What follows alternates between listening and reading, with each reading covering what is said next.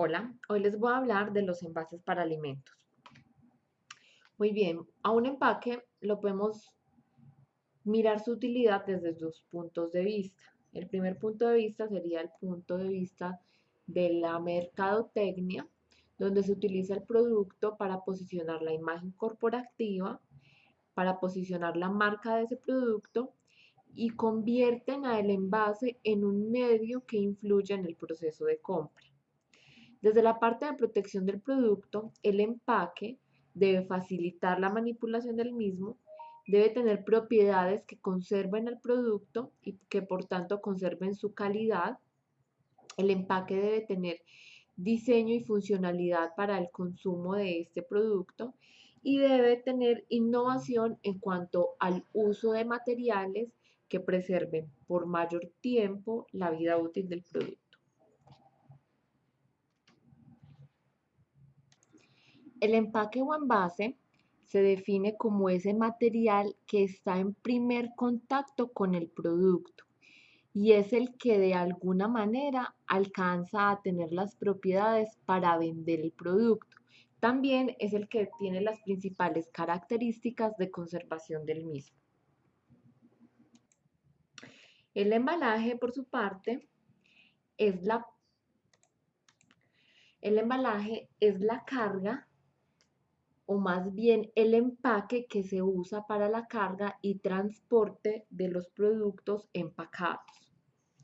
Entonces, ¿qué diferencias encontramos entre empaque y embalaje? Para que quede más claro, el empaque es aquel que está en primer contacto con el alimento y se utiliza principalmente para presentar el producto para la venta. Está muy orientado, hacia el marketing. El embalaje es la protección del producto que se da durante el transporte y almacenamiento y este está más orientado hacia la logística. Podemos clasificar a los empaques y embalajes de la siguiente manera. Tenemos el empaque primario, el empaque secundario y el empaque terciario. El empaque primario, como lo dice su nombre, es el que está en contacto primero con el alimento.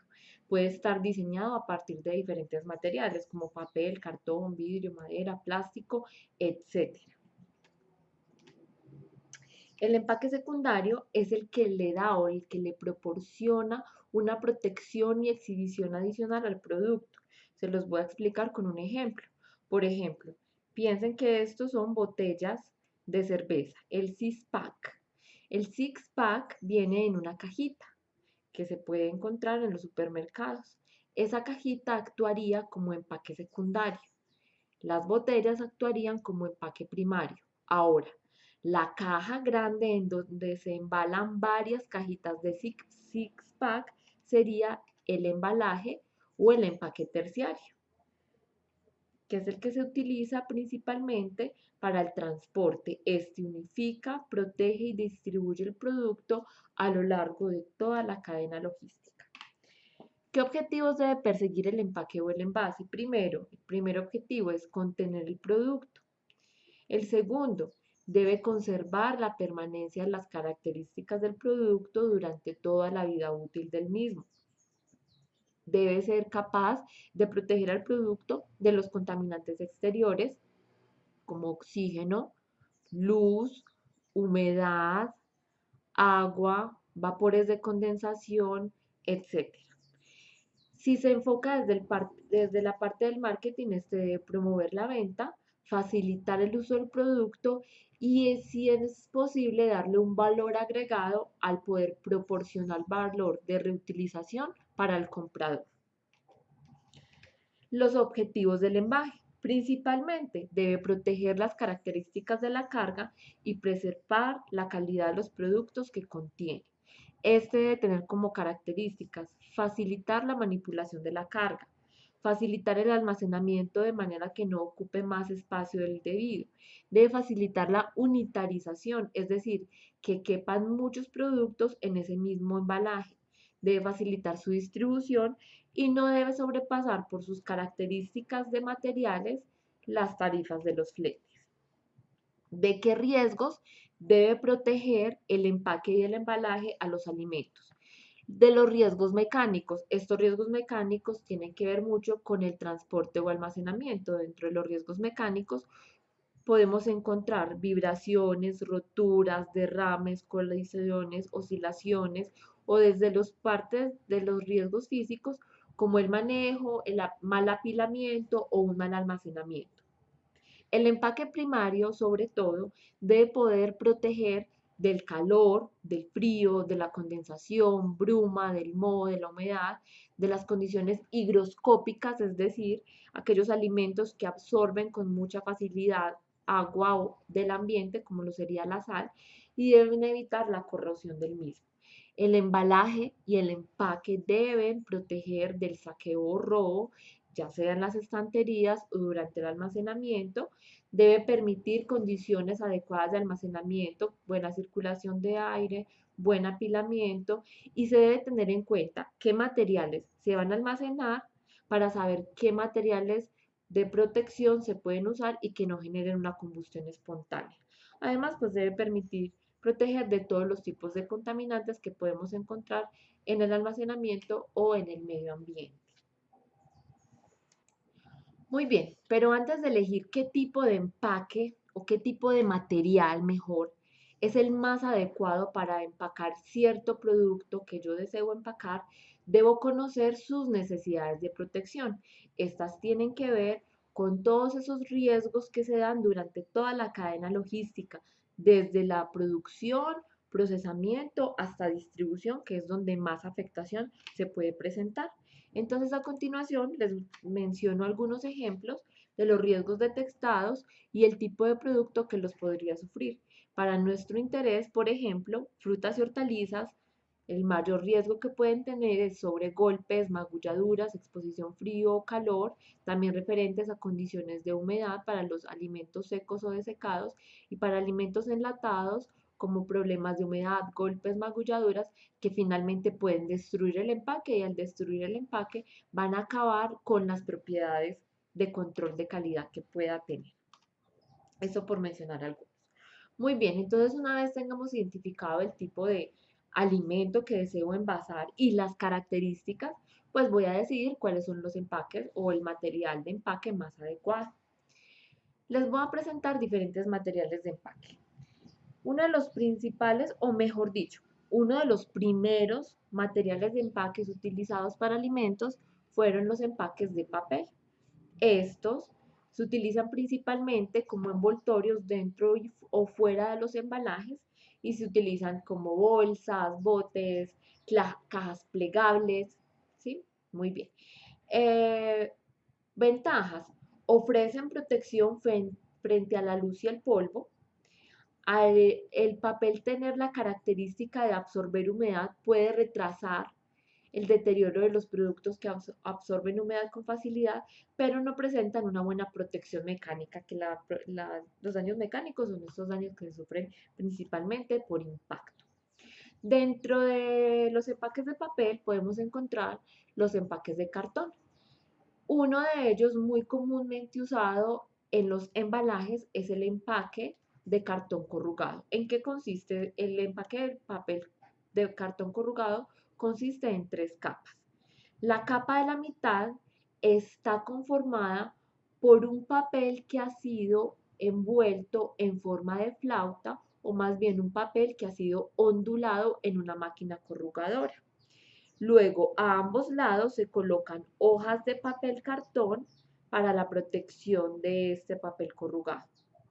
Así se logra un efecto de amortización durante el transporte de los alimentos.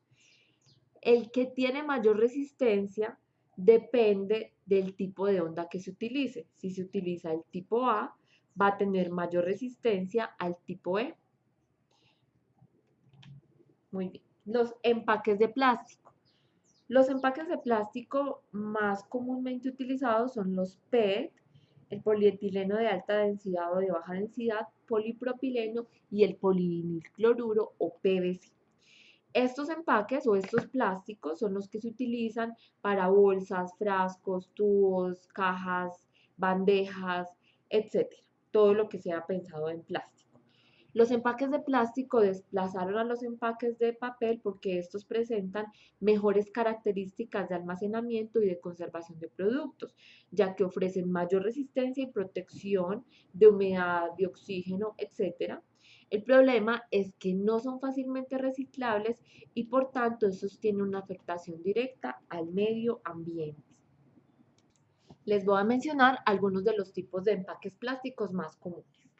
El primero y más utilizado, este de hecho tiene la marca número 1 abajo en las botellitas, es el tipo PET o polietileno tereftalato, también llamado poliéster, pero es muy comúnmente que lo veamos con las siglas PET. Este tipo de plásticos son muy utilizados para el envase de aguas, de jugos, de sodas saborizadas, también se utiliza para el envase de productos químicos como por ejemplo jabones, jabones de tocador, etc. ¿Qué características tiene este tipo de plástico? Este tipo de plástico tiene resistencia mecánica, no se va a deformar con tanta facilidad y además es transparente, lo que permite facilitar la visibilidad del producto. El problema de este es que es permeable a los gases, es decir, no va a ser adecuado para el almacenamiento de productos que tienen alta generación de gases, como sería la cerveza y el vino. No es adecuado para llenado en caliente porque este tiene una temperatura máxima de 70 grados centígrados. Después de esa temperatura ya se empieza a deformar, por lo tanto, tampoco es adecuado para el almacenamiento de alimentos en calientes. También porque pueden migrar sustancias, como por ejemplo el antimonio, que es una sustancia que se utiliza para catalizar las reacciones para formar el plástico, y esta sustancia antimonio puede llegar a ser tóxica si se empieza a consumir en concentraciones superiores a los 2 miligramos por día.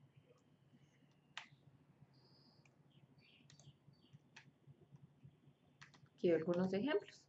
Muy bien, otro tipo de plástico utilizado es el polipropileno o PPP, perdón, o PP. Este polipropileno es un tipo de plástico que es muy liviano, no pesa mucho, se identifica porque es bastante liviano.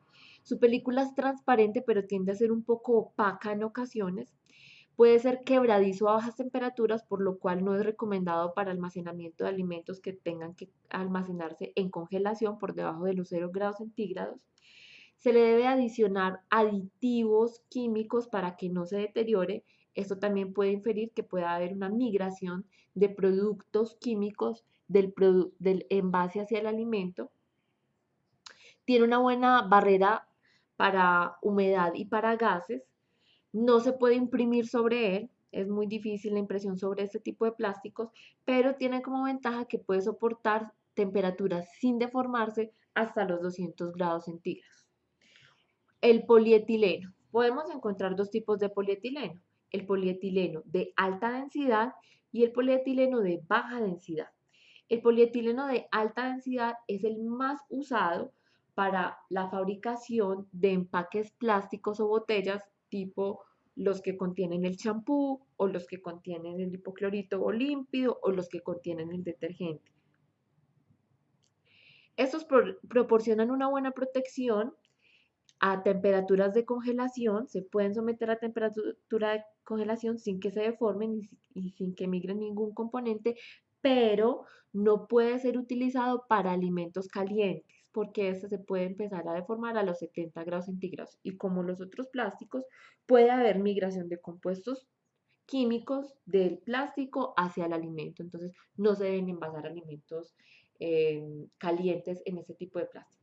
Luego está el polietileno de baja densidad. Su característica es menos rígido, es menos resistente, es más translúcido. Esta es la materia prima para la elaboración de bolsas plásticas.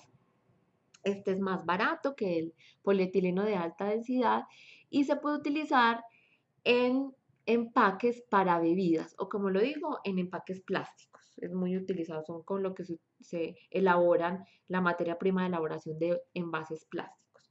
Aquí algunos ejemplos, polietileno de baja densidad, el PET, el polietileno de alta densidad y envases de polipropileno, que los envases de polipropileno también tienden como una similitud a ser aparentemente, visiblemente se parecen, según el método con el que se formen, tienen similitudes con el vidrio, aparentemente, pero se comportan pues como el plástico.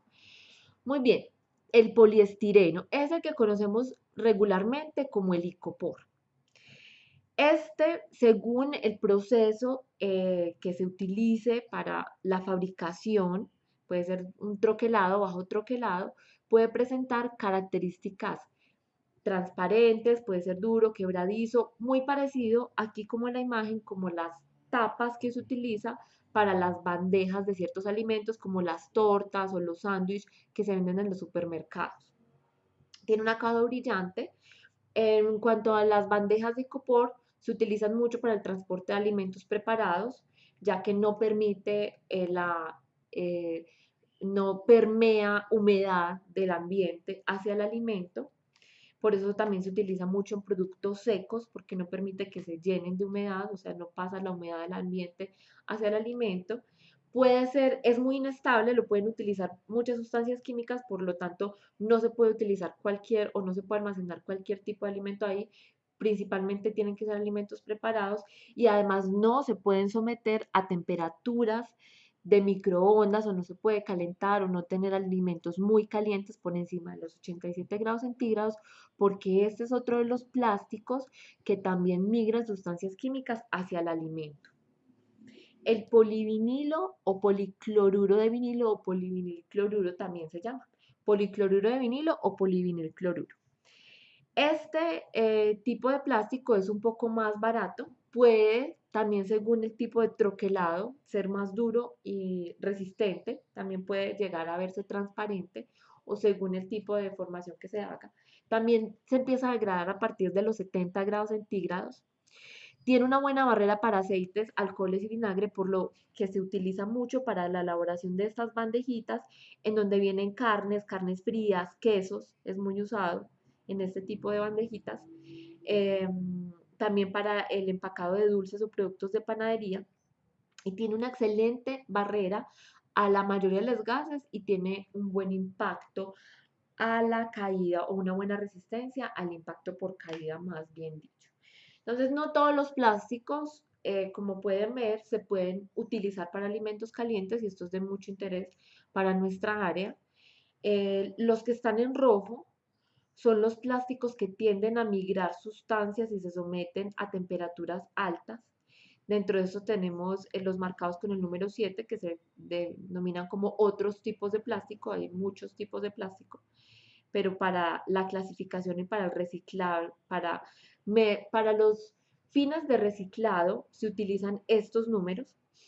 El número 7 es otro tipo de plásticos, el número 6 identifica el poliestireno, que sería como el icopor, el número 3 para el PVC o policloruro de vinilo o polivinilcloruro también, el polietileno de baja densidad, también conocido con estas siglas, también para el polipropileno de alta densidad, para el propileno de alta densidad el número 2, para el propileno el número 5 y para el polietileno tereftalato, o sea, el PET, el número 1.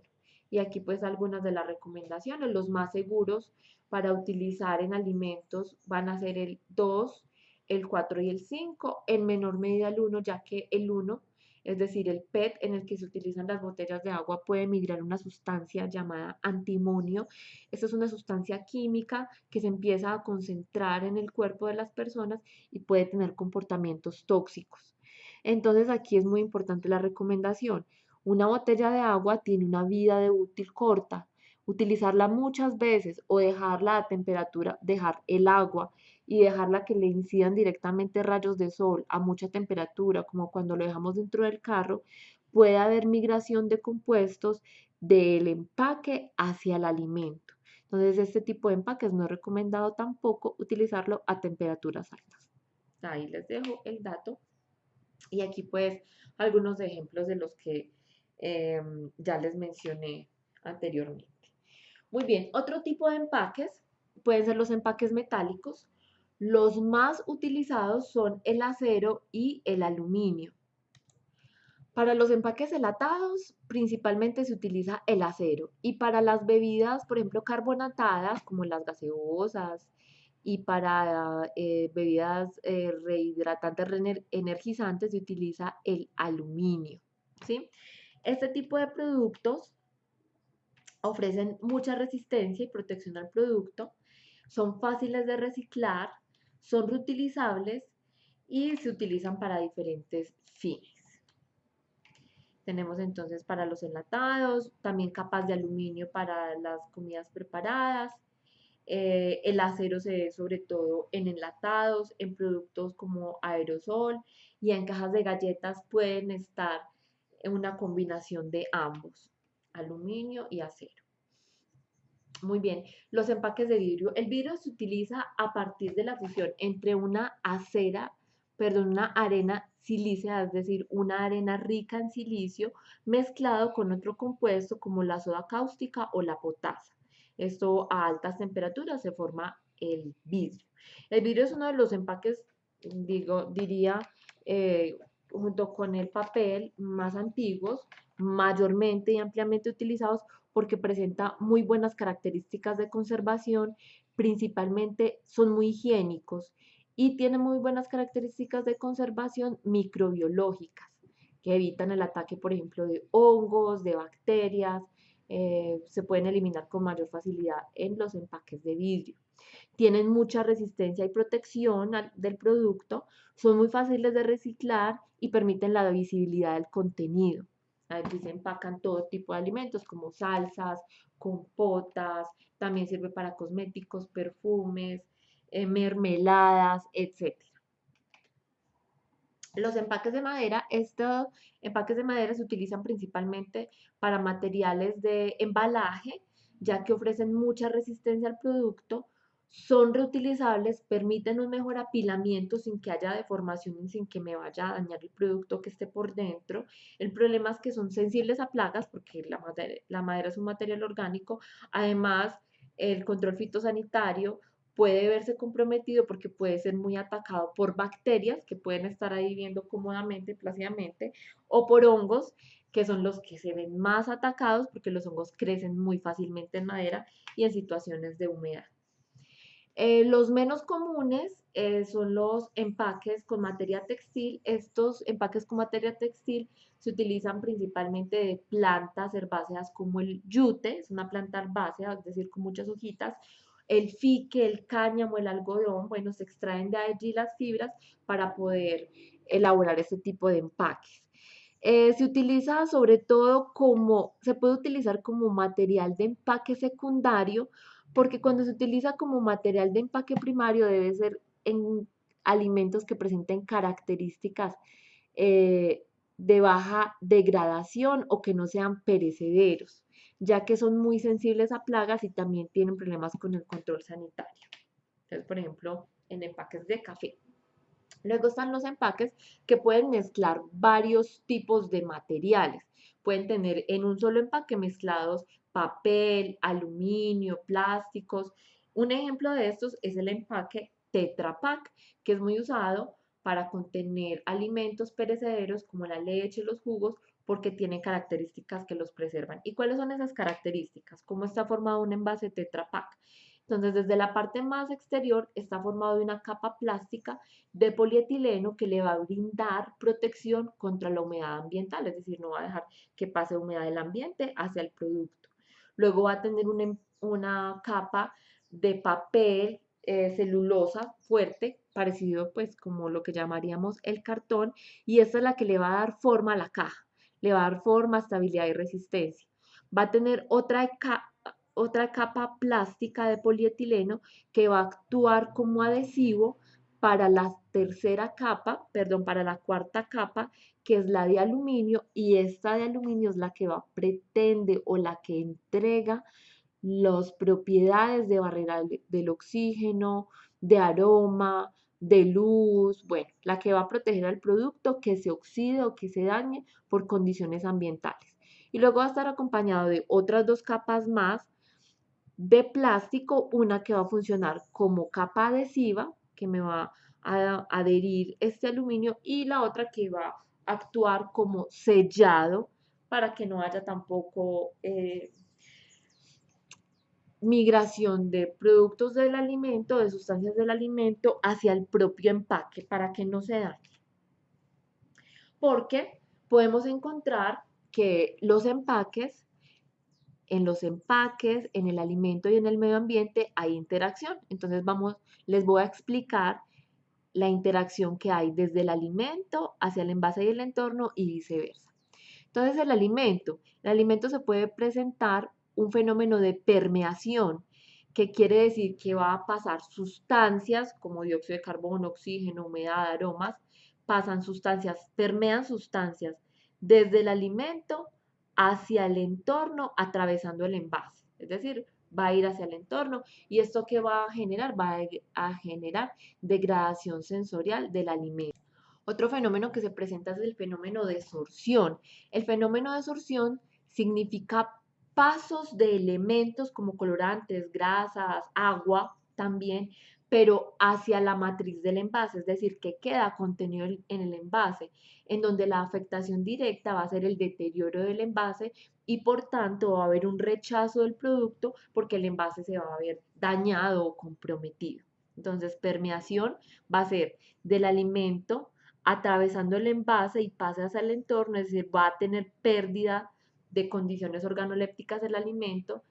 El fenómeno de sorción se da por migración o por permeación de sustancias como colorantes, grasas, etcétera, que quedan atrapadas en el envase. Luego del entorno hacia el alimento también puede haber permeación de oxígeno, de aromas. Esto también va a permitir que haya una degradación sensorial. Además, va a haber un deterioro nutricional del alimento porque muchas sustancias se pueden degradar o son sensibles al contacto con el oxígeno, por ejemplo, o a las radiaciones emanentes de la luz solar. El otro fenómeno puede ser migración del envase hacia el alimento. Cuando es del alimento hacia el envase se denomina sorción. Cuando es del envase hacia el alimento se denomina migración. ¿Y qué puede migrar del envase hacia el alimento? Pueden migrar tintas, compuestos que están componiendo el envase y esto va a tener una afectación hacia el alimento por paso de sustancias posiblemente tóxicas y además también se va a ver un daño en el envase. Muy bien, esos eran los tipos de empaques, los tipos de materiales que también podemos encontrar, pero hay diferentes tipos de envasado, es decir, de la manera como se envasa, una cosa es el empaque o los materiales de empaque y otra es la manera en cómo se envasa. Dentro de esa clasificación podemos encontrar a las atmósferas protectoras, a los recubrimientos comestibles y a los envases inteligentes. Entonces, cuando hablamos de una atmósfera protectora, es una atmósfera, es una atmósfera que ha sido modificada para preservar las cualidades organolépticas y microbiológicas del producto. Vamos a ver este ejemplo de aquí para que seamos más claros. Entonces, un envase en atmósfera protectora se puede derivar en tres. Una va a ser la atmósfera controlada. Esta atmósfera controlada habla sobre todo de cuartos donde están contenidos los alimentos y donde hay sensores que controlan los niveles de diferentes gases como el nitrógeno, el oxígeno y el dióxido de carbono.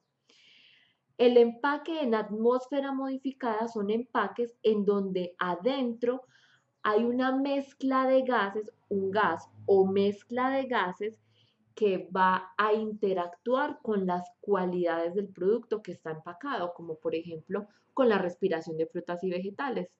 Es muy común ver este tipo de atmósfera. Y el otro es el empaque al vacío. En el empaque al vacío no se utilizan gases, sino que por el contrario se extrae el oxígeno, que es uno de los principales factores de daño de alimentos, principalmente en alimentos grasos, donde se presenta la oxidación de los lípidos. Muy bien. El otro tipo de almacenamiento son recubrimientos comestibles. Se utilizan principalmente películas biodegradables que se adhieren a la superficie del alimento creando una microatmósfera donde es pobre en oxígeno y esto va a permitir una mayor preservación del alimento. Se pueden hacer estos recubrimientos comestibles con diferentes componentes. Pueden ser con polisacáridos, lípidos, proteínas o una combinación de ellos. Y dentro de esto se pueden haber mezclas de otros componentes como agentes que van a entrecruzar a todos, o pueden haber plastificantes que generan como un tipo de plastificación utilizando también elementos que pueden ser comestibles como el glicerol derivado de las grasas o productos antimicrobianos y antioxidantes. Entonces, los productos que son a base hechos o los recubrimientos comestibles que son hechos a base de polisacáridos, por lo regular son celulosas modificadas que se derivan, por ejemplo, del almidón o de sustancias como las algas, como los carragenanos. Este tipo de material permite intercambio gaseoso con el exterior, lo que permite que haya un intercambio de gases de respiración, puede ser conveniente en algunos, pero el problema es que tienen una elevada permeabilidad al vapor de agua. Por lo tanto, un producto que yo no quiera que se me deshidrate no va a ser el más adecuado para utilizar este tipo de recubrimientos. Las películas lipídicas se elaboran a partir de aceites vegetales o de diglicéridos y triglicéridos como las ceras. Este tipo de películas tienen un buen control para la deshidratación, por lo cual son muy utilizados en recubrimientos, por ejemplo, para frutas y vegetales. También permiten un mejor acabado brillante, lo que les va a hacer como más atractivo en el momento de la compra de frutas y vegetales. Es muy común verlo en supermercados de cadena. Y otro tipo de películas o recubrimientos comestibles son las que son elaboradas a base de láminas proteicas, como la caseína, que sería la proteína, principal proteína de la leche, albuminas de huevo, que se encuentran en las claras del huevo, proteínas de soya, etcétera. Esta tiene una menor protección del producto del vapor de agua que las películas lipídicas, entonces el mejor uso que se le vaya a dar depende del producto que se quiera empacar. Y luego, por último, tenemos a los envases inteligentes. Esta ya es una tecnología o unos envases que todavía no son muy comunes, pero que ya se están viendo. Son los que le hablan básicamente al consumidor. Le dicen al consumidor si los empaques están buenos o malos, si se han cambiado o se han alterado algunas características microbiológicas, físico-químicas o de humedad del producto mediante sensores. Por ejemplo, algunos que tengan en el empaque pueden tener unos sellos que cambian de color según haya más concentración de metano, y eso significa, por ejemplo, de que ya el producto está deteriorado.